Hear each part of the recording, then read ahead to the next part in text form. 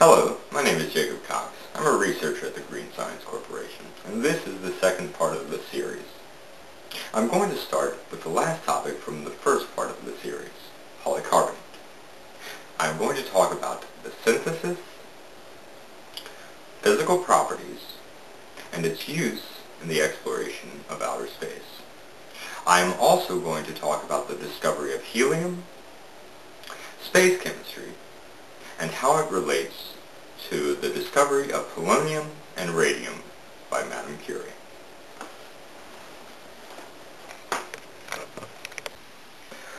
Okay, this is the most common synthesis of polycarbonate. We have the bisphenol A monomer,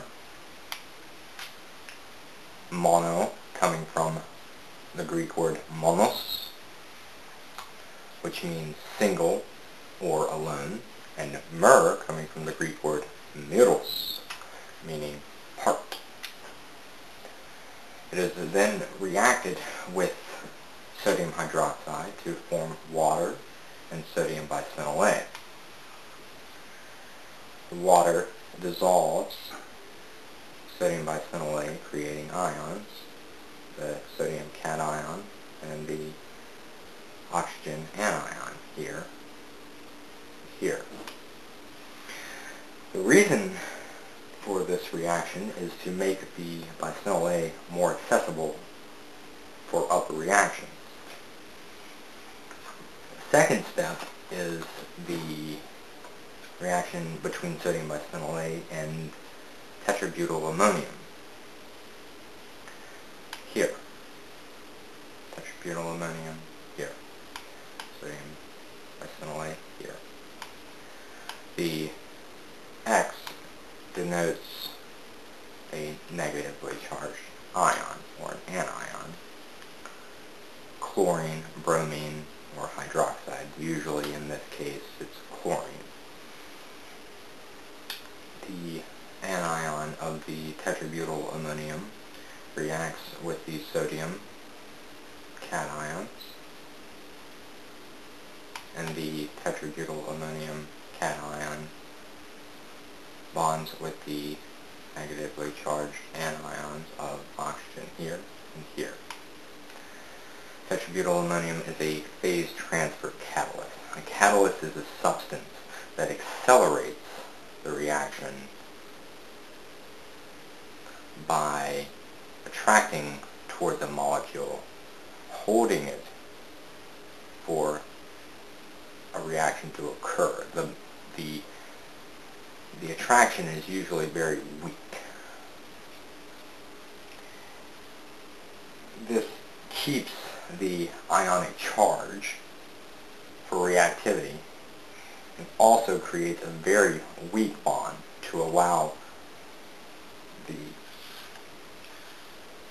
phosphogen COCl2 here to react.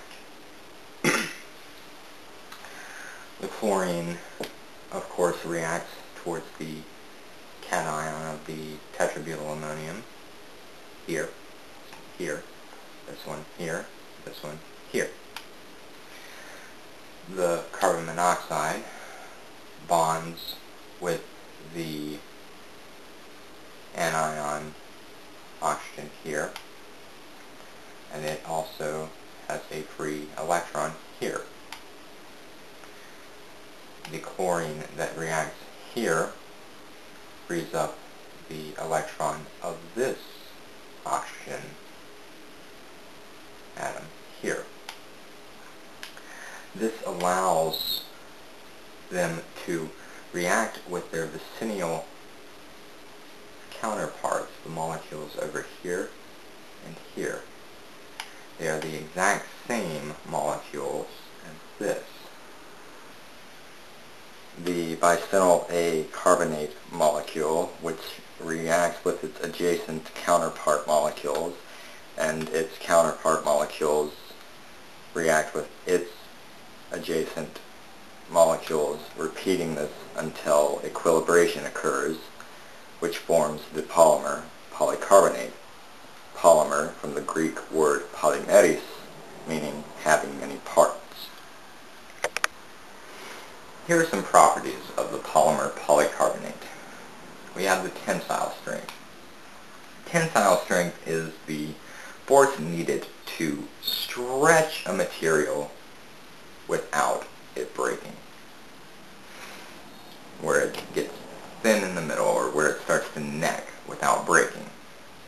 Have you ever taken a plastic trash bag and pulled on it? It's very simple, very easy to make it thin in the middle, very easy for it to neck. Now, with polycarbonate, it's 55 to 75 megapascals. 1 megapascal is equal to 145.04 pounds per square inch. At sea level, our atmosphere is only 14.7 pounds per square inch. That means at 55 megapascals, it's 7,977.2 pounds per square inch, or 542 2/3 times greater than our atmosphere. And at 75 megapascals, it is 10,878 pounds per square inch, or 740 times greater than our atmosphere at sea level, to pull polycarbonate until it starts to get thinner in the middle without breaking. The compressive strength here, it's over 80 megapascals. The compressive strength is the exerted force needed to make a material smaller or shorter under the exerted force. With polycarbonate being over 80 megapascals is very difficult. Over 80 megapascals is over 11,603.2 pounds per square inch, or over 789 1/3 times greater than our atmosphere at sea level to make polycarbonate smaller or shorter. Now we go down to the refractive index. The refractive index is the ratio between light going through a vacuum and the material selected. Now, the refractive index of air is 1, so it's basically equal to a vacuum. And with water, on the other hand, its refractive index is 1.33. There's a slight distortion of light, but it's still close to 1. Very, very clear. The refractive index of polycarbonate is still quite close, 1.584 to 1.586. So it's very transparent, very easily seen through. One of the things that is not on the whiteboard is the speed of sound of polycarbonate. What that is when you hit something, it sends a shock wave through the material at a certain speed. The speed of sound for polycarbonate is 2,200 meters per second. It's low compared to iron at 5,130 meters per second. So when you hit a piece of iron, it's going to send out a shock wave very, very quickly. Polycarbonate, on the other hand, it takes its time a little more. Rubber, on the other hand, it really absorbs the shock. If you were to hit rubber, the shock wave only goes at 40 to 150 meters per second. It's very, very slow. Very, very slow. So the speed of sound for polycarbonate is still fast, but it doesn't send out too much of a shock wave to where it will distort the rest of the material too much, where it will probably not make a break in the rest of the material. It's very hard. It's very hard to do that. It's slow comparably to that of iron at 5,130 meters per second for iron. Now we go to the Izod impact strength, 600 to 800 joules per meter. 1 joule per meter is equal to 0.22 pound force. At 600 joules per meter, it is equal to 132 pound force. At 800 joules per meter, it is equal to 176 pound force. At 600 joules per meter, it's the equivalent of throwing a baseball that weighs 149 grams at 202 miles per hour. At 800 joules per meter, it's the equivalent of throwing that same baseball that weighs 149 grams at 233 miles per hour.